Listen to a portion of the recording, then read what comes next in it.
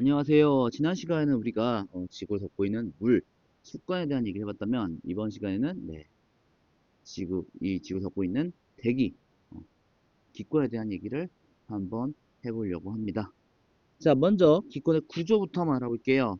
어, 아주 꼭대기부터 한번 알아봅시다. 상공 80km부터 꼭대기까지 우리는 이 구조, 이 층을 기권이 아니죠. 열권이라고 부릅니다. 순간. 저 앞에 기권에다 눈을 뺏겨버렸어요. 네, 열권이라고 말합니다. 열권, 상공 약 80km부터 꼭대기까지고요. 올라갈수록 태양과 가까워져요. 지구 복사 에너지가 아니죠. 오늘 왜 이러죠? 태양 복사 에너지에 영향을 많이 받습니다. 그러다 보니까 올라갈수록 온도가 높아져서 안정적이에요. 안정적이란 것은 무엇이냐? 물이나 기체 같은 물이나 혹은 대기 같은 기체들, 이런 기체나 액체 같은 경우에는 흐르는 물질 같은 경우에는 높은 곳에 있을수록 온도가 높을수록 높은 곳에, 온도가 낮을수록 낮은 곳에 있으려고 해요. 안 그러면 대류 현상이 일어납니다. 근데 여기는 위에 온도가 높고 밑에 온도가 낮네요. 서로 있고 싶은 곳에 있어요. 안정적이므로 대류 현상이 일어나지 않습니다. 특히나 대류 현상이 일어나지 않다 보니까 인공위성의 궤도로 이용됩니다.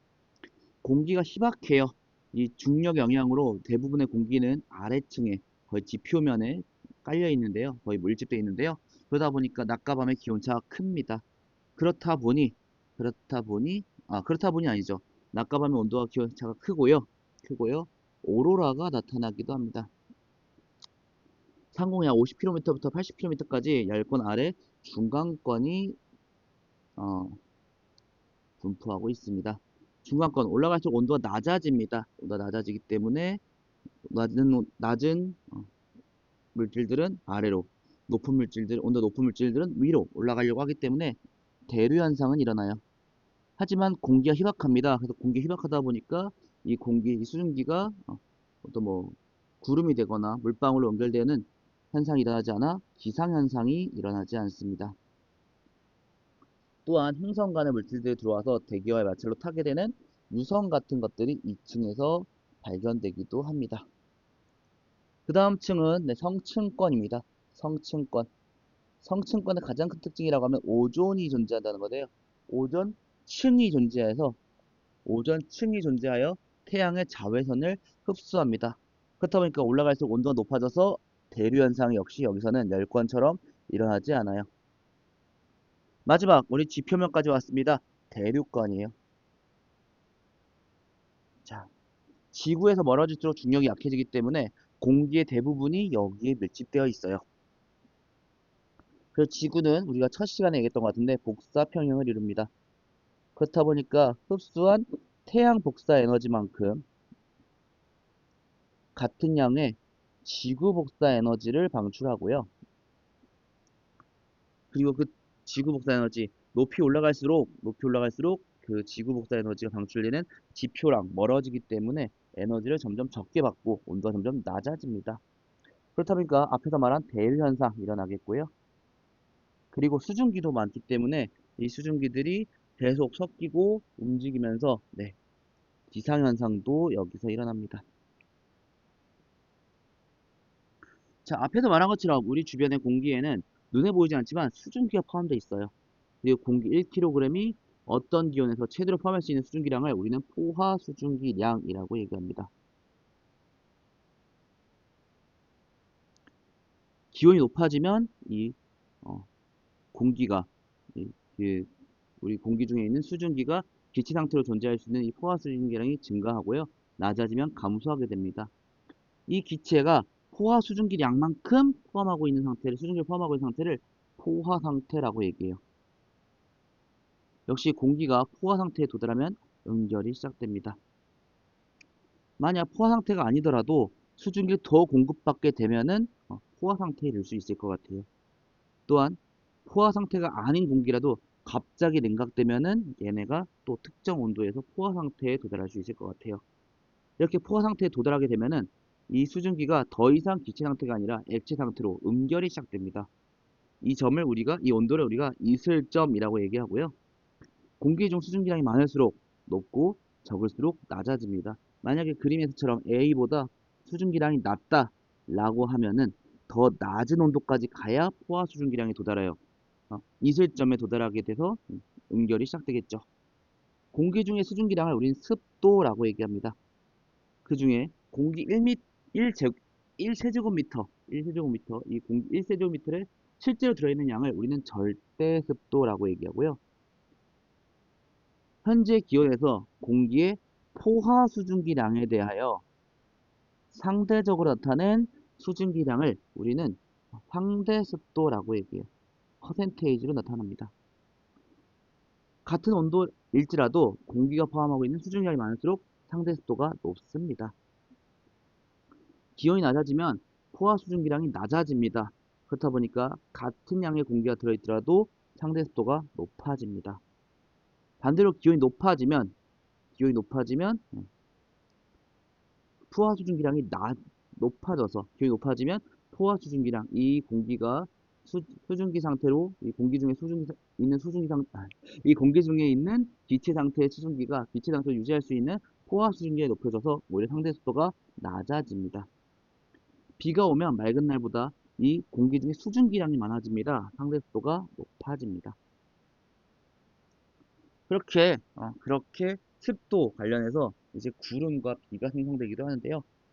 먼저 이 공기는 이 기체 덩어리들은 상승하면서 단열 팽창합니다. 단열 팽창이란 열 공급이 없이 주변에 열을 흡수하거나 열을 방출하는 거 없이 이 기체 부피가 커지는 걸 얘기합니다.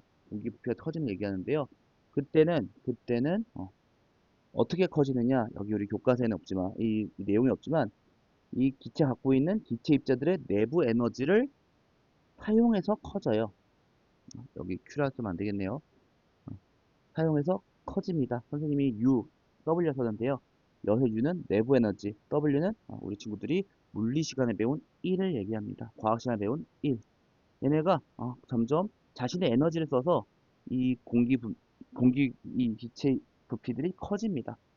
내부 에너지는 우리가 간단하게 얘기하자면 온도와 관련이 있는데요. 내부 에너지를 사용해서 커지다 보니 온도가 내려갑니다. 이 기체의 온도가 내려가다 보니 이슬점에 도달하게 되고요. 그러면서 공기덩어리가 응결을 시작합니다. 그 응결된 공기덩어리들이 구름으로서 생성되는 거죠. 이때 먼지 등의 이 응결 핵들이 수증기 응결을 돕기도 합니다. 자, 공기가 상승하는 경우는 주로 세 가지 경우입니다. 따뜻한 공기는 찬 공기보다 위에 있으려고 하죠. 따뜻한 공기가 찬 공기를 만나 위로 올라갑니다. 지표면의 일부가 가열되면서 뜨거워진 공기가 올라갑니다. 그리고 실제로 어떤 지형 때문에 산을 타고 올라가기도 합니다.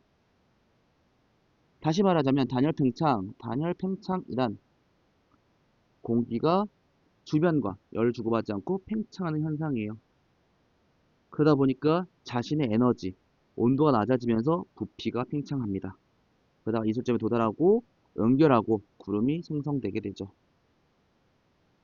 구름의 상승동이 가능할 때는 얘네가 빠르게 좀 세게 올라가다 보니 좁은 지역에 소나기를 내리는 아주 좁게 위로 솟는 모양의 저군형 구름이 생성됩니다.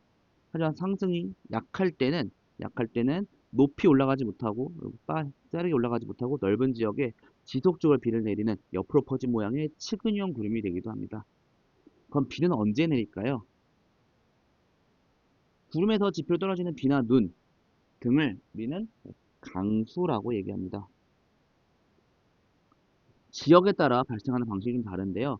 우리가 사는 중위도, 그리고 우리보다 좀 높은데 고위도 지방에서는 그 구름 속에 얼음 알갱이와 물방울이 같이 있습니다. 얼음 알갱이의 물방울에서 증발한 수증기가 달라붙게 되는데요.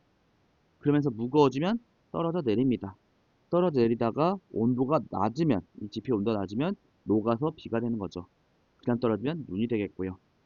저위도 지방은 적도와 그 주변 지방들은 이 얼음 알갱이가 존재하지 않습니다. 대기층 온도가 0도 이상이기 때문에 얼음 알갱이 존재하지 않아요. 하지만 이 물방울들이 서로 부딪히고 합쳐지면서 무거워지다가 비로 내리게 됩니다. 그럼 공기를 무엇이 이동하게 될까요? 무엇이 움직이게 만들까요? 공기를 움직이게 만든 것은 압력입니다. 그리고 더욱더 공기이기 때문에 지압이 더 정확한 표현이 되겠네요. 공기가 단위 넓이에 작용하는 힘입니다. 기압은 모든 방향으로 작용합니다. 역시 우리 몸 바깥에도 대기, 이 공기들이 우리를 누르고 있어요. 하지만 우리 몸은 바깥쪽 같은 크기 압력이 작용하기 때문에 느끼지 못합니다. 공기 대부분은 대륙권에 모여 있어요. 앞에서 얘기한 것처럼. 그래서 지표면에 높이 올라갈수록 공기들이 줄어들기 때문에 기압은 낮아집니다. 이 압력 관련해서 토리첼리는 대기 중 1기압이 약 7.6cm 높이의 수은 기둥이 누르는 압력과 같은 발견합니다. 수은을 이 기다란 관에다가 가득 채운 다음에 거꾸로 뒤집어 봤는데요. 이때 이 수은 기둥 76cm가 누르는 이 압력과 기압이 같아서 얘네가 더 쏟아지거나 떨어지지 않고 평형을 이루는 걸 확인합니다. 그래서 1기압이 수은 76cm, 수은 기둥 76cm의 압력, 그래서 이렇게 미터 Hg 혹은 센티미터 Hg로 표현하고요. Hg는 여기서 수은이죠. 혹은 헥토파스칼, 1013 헥토파스칼에 해당하는 것을 확인하게 됩니다. 이 기둥이 누르는 힘이다 보니까 놀라운 사실은 이 기둥을 눕혀도 똑같이 이 수은하고 대기압, 이 이루는 압력은 대기압 1기압이 누르는 압력은 수은기도 76cm가 누르는 압력과 똑같다 보니까 기둥을 눕혀도 똑같은 높이만큼 평형을 이루는 걸 확인할 수 있어요. 그리고 이 기둥을 눕히다 보니까 이 안에는 진공 상태가 만들어질 거예요. 게리키도 이런 실험을 하는데요. 구리반구 두 개를 서로 맞물린 다음에 가운데 공기를 뺍니다. 바깥쪽엔 대기가 누르고 있겠고요. 기압이 작용하고 안에는 없겠죠. 공기가 진공 상태라면 공기가 없을 겁니다. 기압도 없을 거고요. 안과 밖의 기압 처리로 인해서 양쪽에서 8마리가 잡아당겼을 때 간신히 떨어지는 것을 관찰하게 됩니다. 이런 기압 차이로 인해서 공기는 기압이 높은 곳에서 낮은 곳으로 이동하면서 공기 이동, 바람이 불게 되는데요. 주변보다 기압이 높은 곳을, 상대적으로 높은 곳을 우리는 고기압이라고 얘기해요. 그리고 지구가 자전하다 보니까 바람이 시계 방향으로 불어나갑니다. 북반구에서 말이죠. 하강 기후가 만들어지면서 공기가 기압이 높은 곳에서 낮은 곳으로 이동하다 보니 여기 지표면의 고기압은 주변에 공기가 없어지겠죠. 공기가 이동하니까. 그래서 위에 있는 공기들이 내려오게 됩니다. 하강 기류가 만들어지면서 날씨가 맑아요. 반대로 주위보다 기압이 낮은 곳을 저기압이라고 얘기하는데요. 저기압도 역시 자전의 영향으로 반시계 방향으로 들어가게 됩니다. 상승 기류가 만들어져요. 왜냐? 공기들이 자꾸 고기압에 있던 공기들이 들어오니까 이 공기들이 모여있지 못하고 위로 올라가게 됩니다. 상승 기류가 만들어지면서 앞에서 구름이 만들어진 원리처럼 날씨가 흐려지게 됩니다. 이 외에도 육지와 바다의 비열 차이 때문에 바람이 불기도 하는데요. 낮에는 육지가 바다보다 빨리 가열됩니다. 비열은 물질 1kg을 1도씨 높이는 데 필요한 열 에너지 양인데요.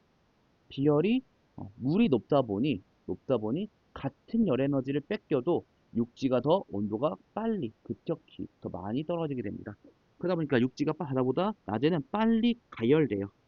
가열되다 보니까 육지는 뜨거워져서 상승 기류가 만들어지고 바다는 상대적으로 차가워서 하강 기류가 만들어집니다. 그러다 보니까 바다 쪽에서 땅 쪽으로 바람이 부는 해풍이 붑니다. 그리고 밤에는 반대로 땅이 먼저 식기 때문에 육풍이 붑니다. 우린 이를 합쳐서 해륙풍이라고 불러요. 산꼭대기랑 골짜기도 마찬가지입니다. 산꼭대기가 골짜기보다 위에 있다 보니까 높은 데 있다 보니까 빨리 가열됩니다.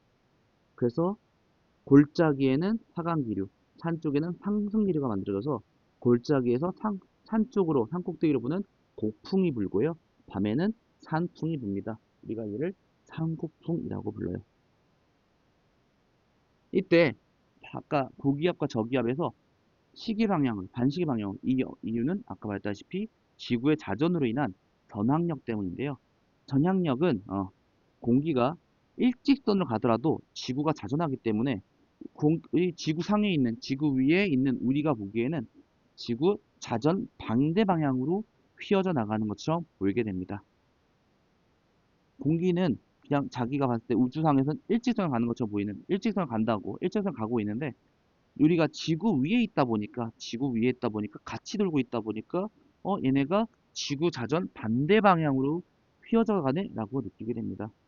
이런 관찰자가 움직이고 있기 때문에 관찰 대상이 닿는 것처럼 보이는 힘을 관성력이라고 얘기하고요. 지구 자전으로 인한 관성력을 웬 전항력이라고 얘기합니다. 나중에 한번 물리 아마 지금쯤 올라왔을까요? 아마 안 올라왔을 것 같은데 이 관성력에 대해서는 한번 물리에도 공부해보면 좋을 것 같아요. 기온과 습도 등의 성질이 지표와 비슷한 큰 공기 덩어리를 우리는 기단이라고 얘기합니다.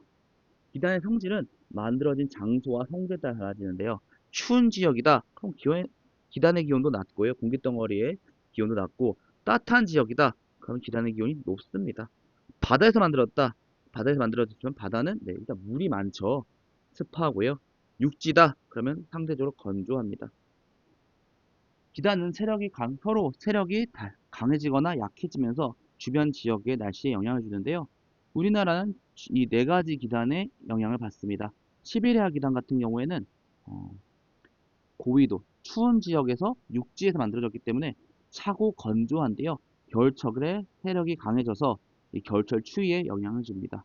오호츠크의 기단은 추운 지역 대신 바다에서 만들어져서 차고 습합니다. 늦봄이나 초여름에 어, 영향을 주고 장마전선을 만들기도 합니다.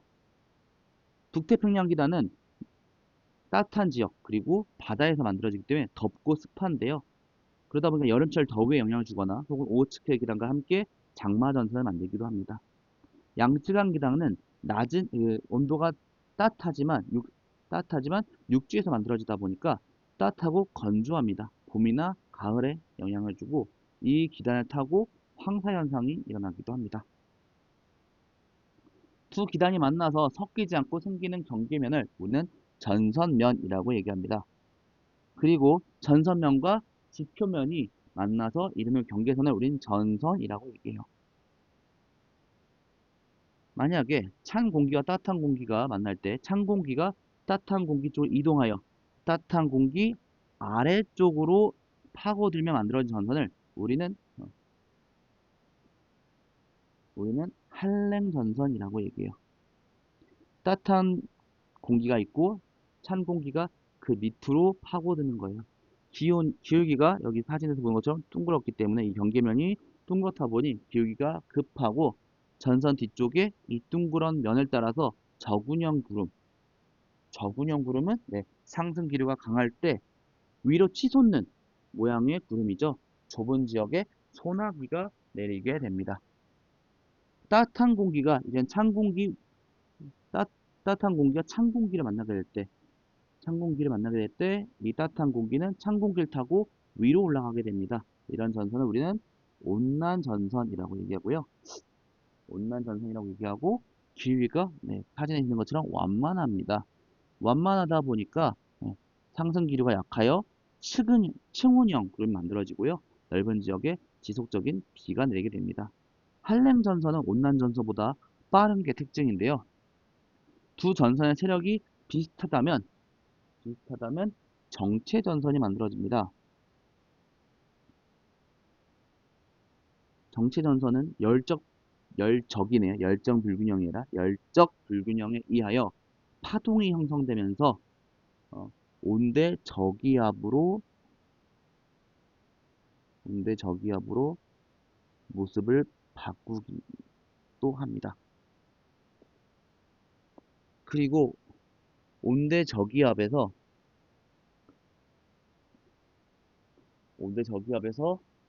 빠른 한랭 전선이 온난 전선을 따라잡게 되면은 폐쇄 전선이 만들어집니다.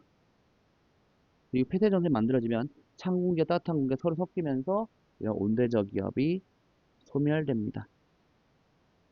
밑에 있는 이 저기압을 중심으로 만들어진 이 전선이 이 저기압 가운데 있고 이 그림이 온대저기압의 모습인데요. 먼저 정체전선이 있었을 때 이 정체전선이 바람 때문에 얘네가 진동합니다. 파동이 형성돼요. 그러면서 이 파동 가운데 마루 부분에서 저기압이 형성되고요. 그러면서 한랭전선과 온난전선으로 분리되게 됩니다. 한랭전선, 아까 말했다시피 한랭전선 뒤쪽에는 기울기가 급하여 강한 상승기로 만들어지고 좁은 지역에 소나기가 내린다고 얘기했었죠. 그리고 한랭전선은 따뜻한 공기를 찬 공기가 파고드는 거니까 한랭전선 뒤쪽은 산, 그리고 앞쪽은 따뜻한 공기가 있다는 것을 우리가 기억할 수 있겠고요. 온난전선은 상승 기류가 약하기 때문에 넓은 지역에 어, 비가 내린다고 얘기했는데요. 그러다 보니까 온난전선 앞쪽에 비가 내리겠고, 온난전선은 찬 공기를 따뜻한 공기가 파고드는 거니까 이걸 가지고 각각 지역의 날씨가 어떻게 되는지 생각해 볼 수 있겠네요. 근데 한랭전선이 온난전선보다 빠르니까 결국 얘네는 섞이면서 여기 그림에서처럼 폐쇄전선이 만들어지고 이 공기들이 섞이면서 소멸하게 될 겁니다. 오늘 내용은 여기까지입니다. 이 대기 성분 때문에 대기 그리고 이 대기가 이동하는 성질 때문에 날씨에 대한 얘기까지 왕왕 해본 것 같습니다. 다음 시간에 할 얘기는요. 다음 시간에 할 얘기는 이런 대기에서 좀 더 알아볼 건데요. 대기 혼자 알아볼 건 아닙니다. 기권과 수권의 상호작용을 얘기하면서 이런 기권과 수권의 상호작용이 오늘날 많이 고장나고 있다고 합니다. 아픈 지구, 붉은 지구에 대해서 알아보도록 하겠습니다. 오늘 내용이 다음 시간에 약간 조금 관련성이 있으니까요. 다시 한번 봐주시고요. 오늘 내용 너무나도 고생하셨습니다. 많은 내용을 알아본 것 같아요. 날씨에 대한 얘기를 하면서. 다음 시간에는 이 기권과 수권의 상호작용, 그리고 우리가 생각해야 되는 아픈 지구에 대해서 얘기해 보도록 하겠습니다. 오늘 너무나도 고생하셨습니다. 다음 시간에 뵙겠습니다.